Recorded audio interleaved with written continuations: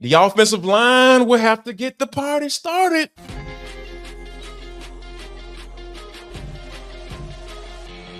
This is Locked On Sports Atlanta, and it's time for the Atlanta Football Party, only on Locked On Podcast Network, your team every day.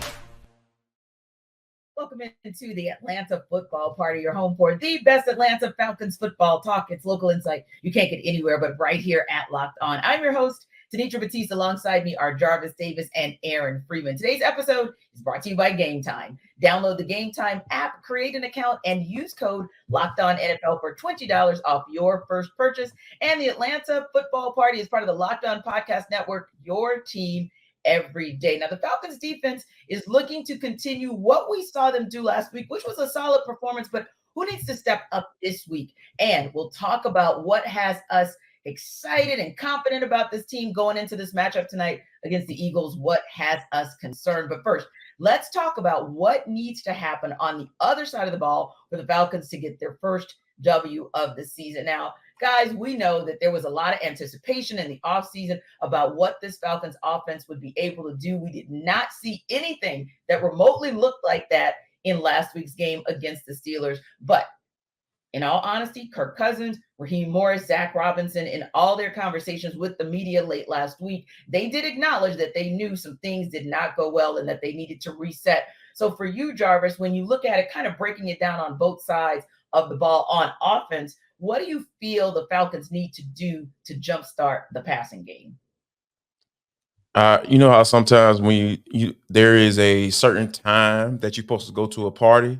I feel like the offensive line got to be those guys, like because everybody gonna be looking around like, oh man, are those dudes? Have they got here yet? Because we know once they get here, the party's gonna start.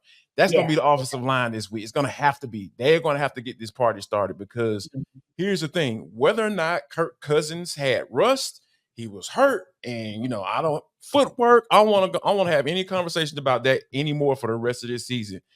Did they make him feel comfortable? Absolutely not. Did they help him by establishing a running game and open up holes for the running back? No. So if we're not answering those two questions, and it's a resounding yes, the Falcons will not win this game. So yeah, I'm all for the offensive line getting the party started because that's where it starts and that's where it's going to end for the Falcons if they want to have any success this year.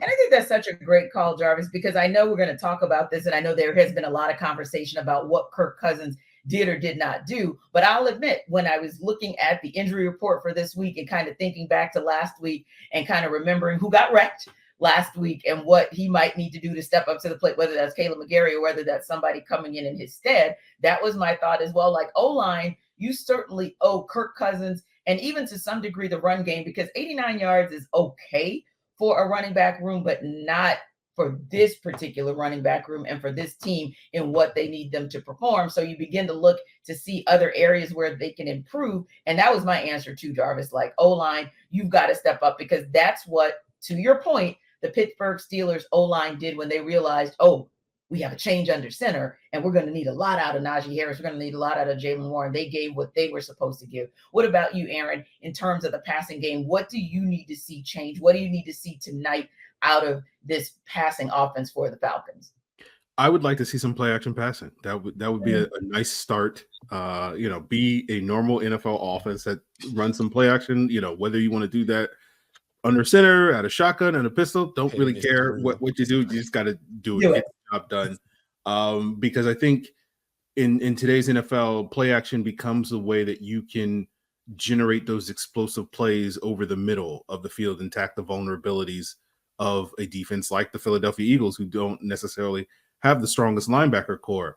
And so if you can do that, you can generate explosive plays. You can get those chunk yardage plays that you need rather than doing what the Falcons did in week one, which was kind of relying on these sort of long drives, which they were only really able to get like one of in that game. And, I think if you can get those chunk yardage and move the ball, get in scoring position, put some points on the board, you have a legit chance to beat this Eagles team. Because I don't think this game is going to be like last week, which was a race to 20 points.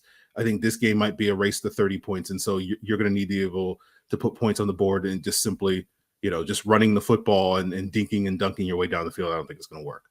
Yeah, you make a great point because, that game, two things. Number one, that 34-29, that 34 points that the Eagles scored, that pretty much tells you all that you needed to know about what they could do. And honestly, if you watch that game, you kind of sort of know the Eagles could have gotten that up into the 40s if they'd executed on just a few more plays. So that tells you their ability to be able to score points and also free it.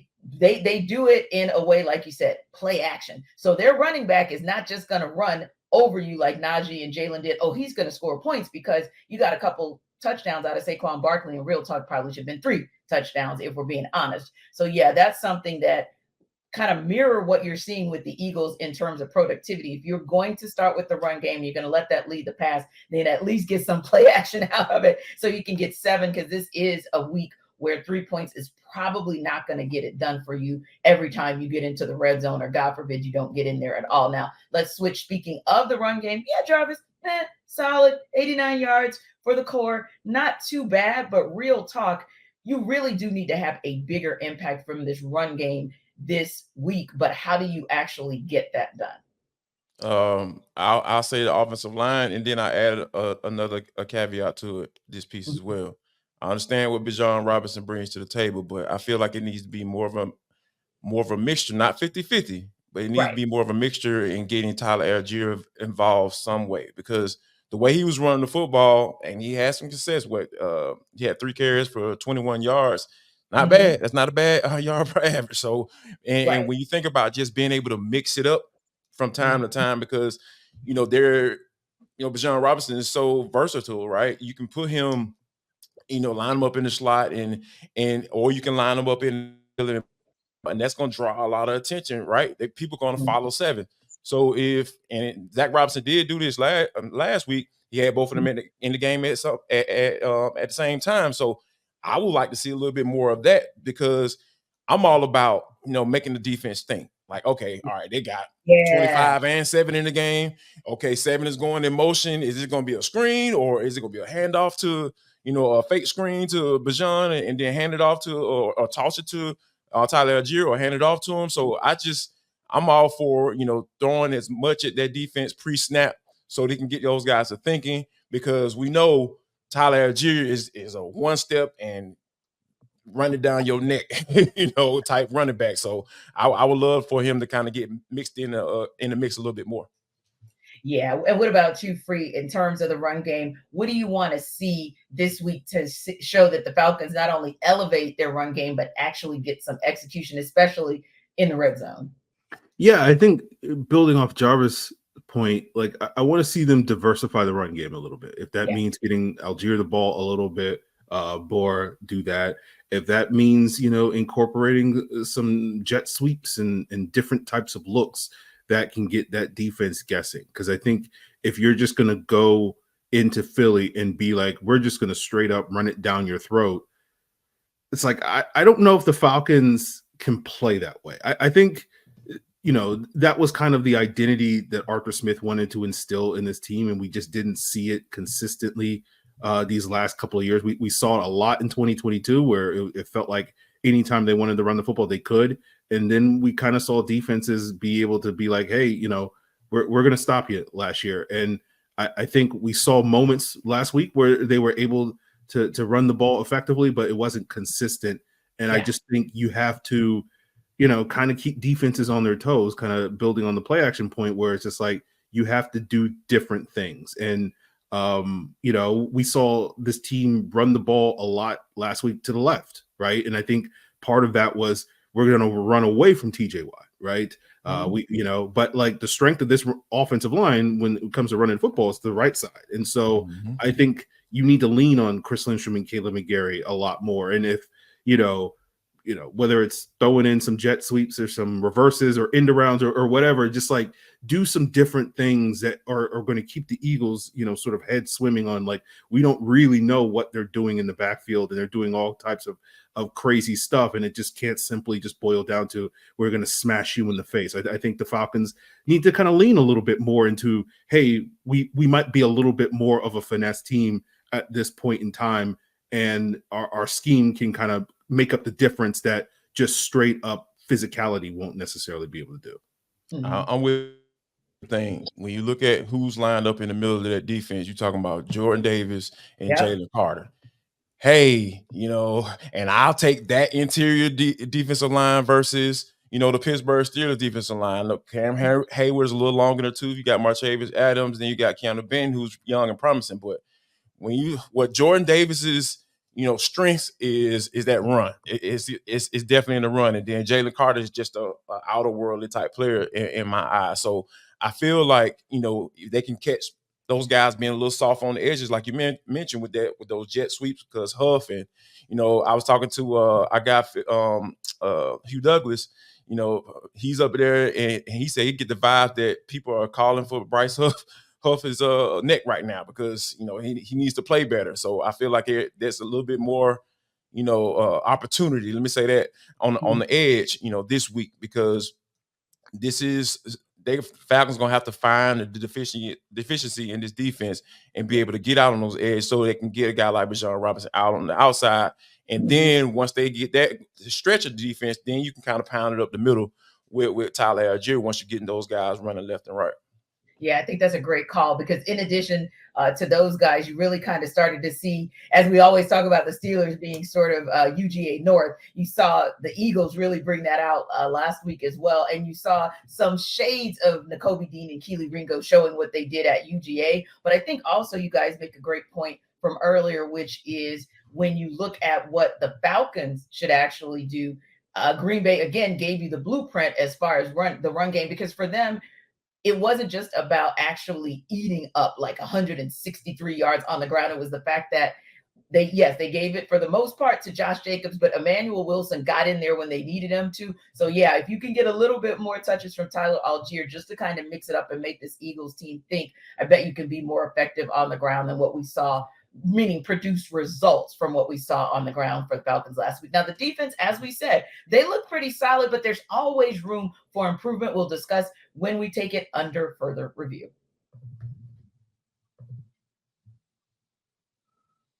This episode of our Atlanta Football Party is brought to you by Prize Picks. So Prize Picks, of course, is America's #1 daily fantasy sports app with over 5 million active members. Prize Picks is also the easiest and most exciting way to play daily fantasy sports. Unlike other apps, Prize Picks is just you against the number. So all you do is pick more or less on 2 to 6 player stat projections and watch the winnings roll in. So Prize Picks is also the best way to get action on sports in most states, including California, Texas, and right here in Georgia. And Prize Picks invented the flex play, which means you can still cash out if your lineup isn't perfect. You can double your money even if one of your picks doesn't hit. So download the Prize Picks app today and use code LOCKEDONNFL and get $50 instantly when you play $5. Again, that's code LOCKEDONNFL on Prize Picks to get $50 instantly when you play $5. You don't even need to win to receive that $50 bonus because it's guaranteed. So Prize Picks is how you run your game. This episode of our Atlanta Football Party is also brought to you by DoorDash. Now, you can use DoorDash for just about any and everything. And what I'm thinking about when I mention that is DoorDash is for you if you just don't feel like cooking. DoorDash is probably also for you in case this Falcons-Eagles game goes down to the wire, because you don't have to cook. You don't have to move. All you have to do is use DoorDash. So think about this. If you have a best part of the game that you like if you're someone who likes to see what the Falcons are going to do in the 2-minute offense, or if you like to see what they're going to do coming out of halftime, making adjustments, again, this is an opportunity for you to take advantage of a great service like DoorDash, because DoorDash delivers. So how can you get to DoorDash? Well, it's pretty darn easy. To be able to get to DoorDash, all you have to do is make sure that you take advantage of the promo code, which is LOCKEDFALL24 for 50% off up to $10. That's in value when you spend $15 plus on your first order. Now, it is a limited time offer. Terms do apply, and the promo is not valid with orders containing alcohol, so get that ahead of time. But DoorDash is definitely your door to more. Download the app now to order your game time favorites later. You must be 21 plus to order alcohol, obviously, from another app. Drink responsibly. And of course, alcohol is available only in select markets. Promo code LOCKEDFALL24 for $50 off, up to $10 when you spend $15 plus on your DoorDash order.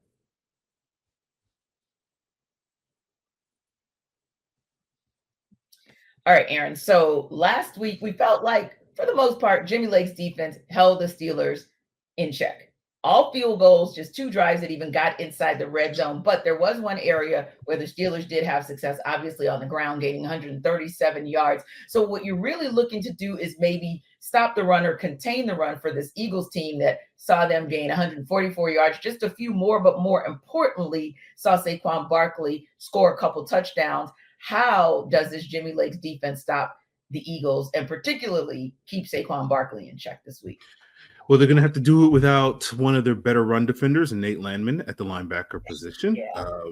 And you really need Troy Anderson to kind of step up and do his job, right? Troy Anderson gives you something in terms of the speed that you want at the position to help slow down Jalen Hurts if he does decide to run the football on some of those plays that he can extend. You have someone who can spy the quarterback, but I think the area that you have the biggest concern with Troy Anderson is just straight up, hey, you one-on-one in a hole with Saquon Barkley. I don't know if I love that matchup for Troy Anderson at this point in time. And so, Jarvis and I have been going back and forth on Troy Anderson versus Nate Landman over the last several months. And so I would really appreciate Troy Anderson doing me a solid so that I can, hold this over Jarvis's head this week and live up to the expectations of being able to stop Saquon Barkley. So I think, if you want to slow down this Eagles offense, Troy Anderson, it's on you. You gotta kind of step up and do me a solid so that I can hold this over Jarvis at least for a week.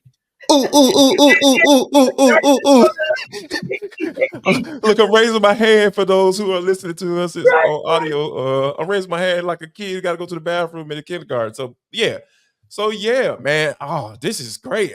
I love it. I'm glad I didn't have to say it because I am concerned. Sorry, like that scenario you just laid out for Troy Anderson and Saquon Barkley coming up in the hole. Not just New York Giants last year's contract, Saquon Barkley. I'm talking about motivated. I'm trying to doggone show you mofos I can still play Saquon Barkley because what I saw against the Green Bay Packers, that looked like the dude that I remember coming out of Penn State. So I feel like this is going to be a big game for Troy Anderson because there's no, oh yeah, he coming into on coverage, down, third and long situations, so he can be able to keep up the running back, make a couple plays. None of that. You in here full time, Jack. This is going to be a game that you're going to have to prove and justify that you are the second round pick that the Falcons Terry Fontenot drafted. So for me, I feel like I'm with Aaron on that, and also this is the big game for this defensive line as well because when you think about they got a little taste of it with Justin Fields last week. There were some moments where they got out of their lanes, the pass rushing lanes, and shoot, Justin Fields was waiting on it. He's waiting on it. And I feel like Jalen Hurts is going to be that same type of guy. So if you find yourself saying, oh, maybe I can just kind of step inside, maybe I can jump in there really quick and see if I can get back into my lane. No. It's not going to work. It's not going to work like that. I'm not saying you do mush rush. I'm not doing that.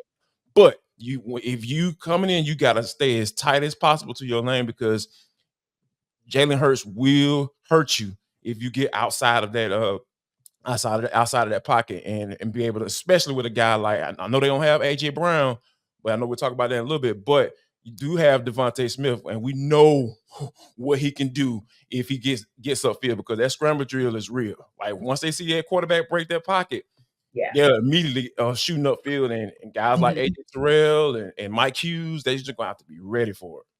Exactly. And it's interesting that you mentioned that, JD, because Free, that's exactly what I was thinking about. Like, here we go again, second week in a row, you've got to deal with a mobile quarterback, and you can deal, and this is just not just any mobile quarterback, right? This is an MVP runner-up quarterback who's looking to get back to that form, and a mobile quarterback in Jalen that we didn't necessarily see in Justin, meaning that Jalen is more accurate, right? Jalen, in terms of, and this is no offense to Justin, but in terms of his decision-making skills and his scrambling to extend the play until, to Jarvis's point, his guys get in position to be able to catch a ball. That's kind of the conundrum that you're dealing with when you're dealing with a guy like Jalen Hurts. Yeah, I think when Justin Fields scrambles, you're worried about him running the football. You're not really worried about him heaving up a deep ball to George Pickens down the field or whatever. Right. When Jalen Hurts scrambles, you're worried about him running the football. You're worried about him heaving up a deep ball to whoever, right? And again, it's a good thing that A.J. Brown's not going to be playing this game, because you would be really, really worried about him heaving up a deep ball to that guy. You know, and so like that is something that you know the Falcons get a break there, but it doesn't mean that like he won't be able to find other guys with Jahan Dotson and Devontae Smith and Dallas Goedert or whatever. So that's going to be a challenge for this team, as Jarvis said. Like, you need your pass rushers, you need your linebackers to be able to spy that guy, so that when he gets outside the pocket, you need to have, like, because we saw that last week against the Steelers, right? That first scramble that Justin Fields had on the 3rd and long, right? They didn't really spy him on that particular play, and he was able to find room as a runner. And like, you can't give the Eagles that type of room, because that's exactly what they want to do. If they can run the football with Saquon Barkley, and they can get those explosive plays because Jalen Hurts can do some magic or whatever, and get those guys open down the field, by his receivers an extra 2-3 seconds to get open, like that's basically unstoppable at this point in time. So you need to be able to do something to keep him contained, so that he can't make those second reaction plays, because you can call the perfect defense, and then he'll break that defense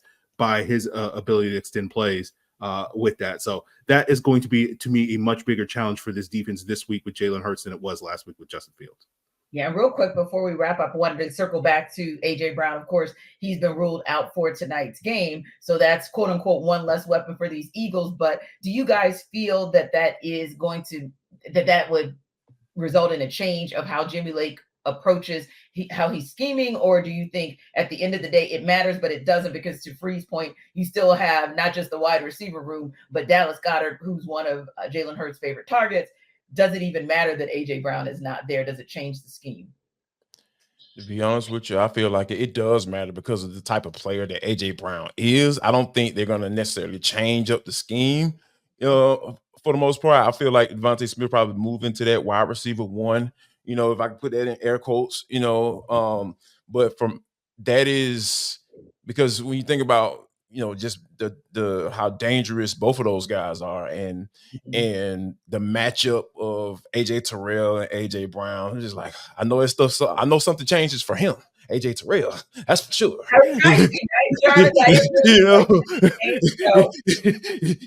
That's who it changes for. Nothing changes for Jimmy Lake from a scheme standpoint. But oh my gosh, I'm sure AJ Terrell probably got a couple extra hours of sleep because AJ Brown's not gonna be on the field tonight. Yeah, I was trying to be nice, but you put it still very eloquently, Jarvis. So I'm going to leave it right there, because you left it in a positive place. Speaking of a positive place, when we come back in What's Next, we are going to talk about what we feel confident in with this Falcons team in getting a win tonight. But we'll talk about if we have any concerns as well on the other side.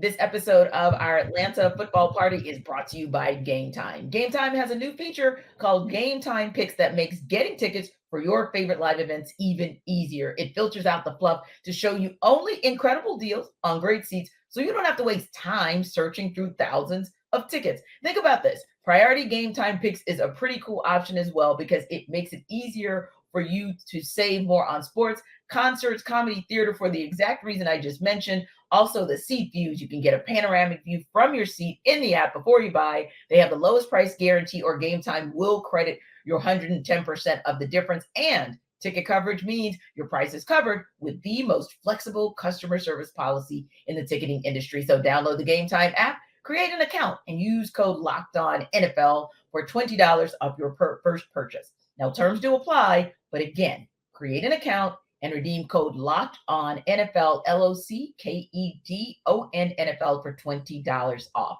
Download that Game Time app today, because what time is it? It's game time.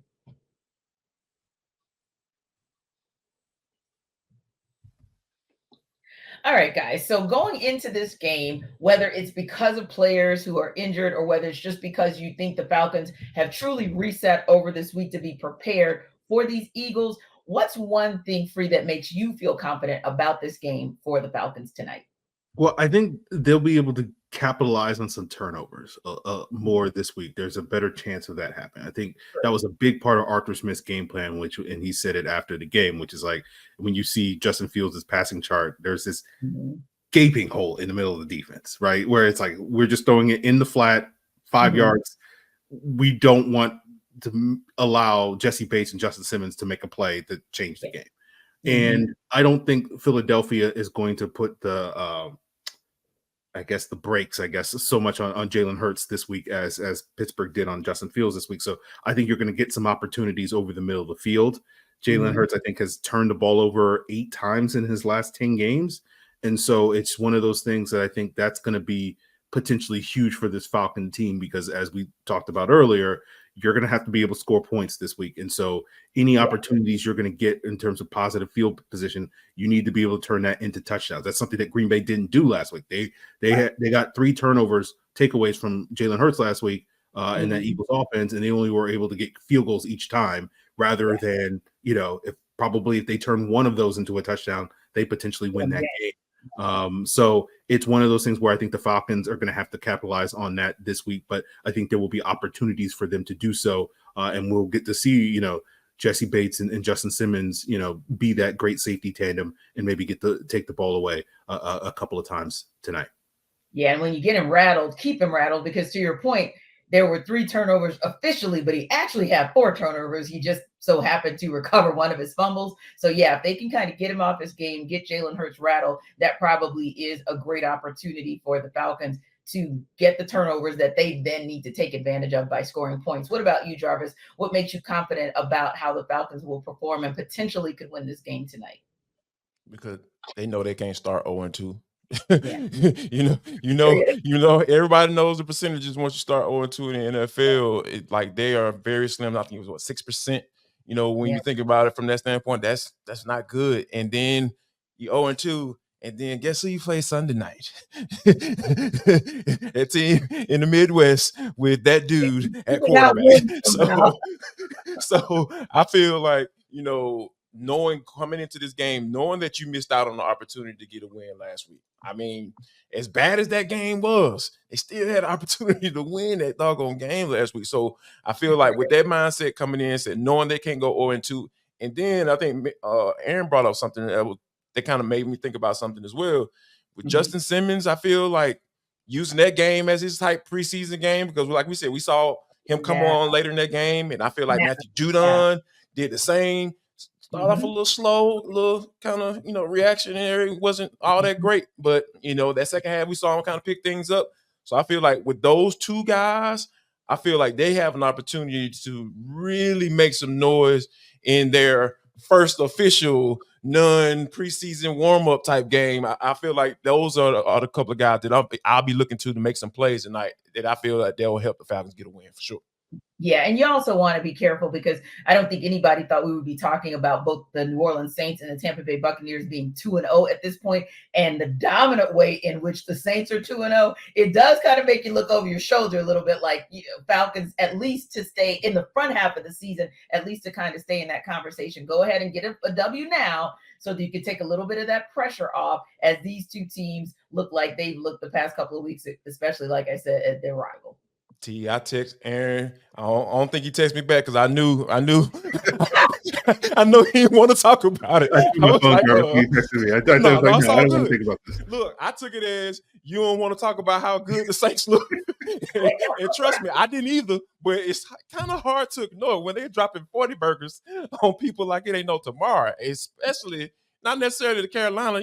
Kind of assumed that was gonna go down, but they went into Dallas and just beat the dog mess out of them. I'm talking about with defense with DeMarcus Lawrence and Trayvon Diggs and Michael Parsons, who is the only worldly player. Who's the best defensive player in the league in my eyes, in my humble opinion. So, yeah, I think that this is Yeah, that's another reason why they can't start 0-2 because this division is looking a lot better than what some thought coming in, for sure.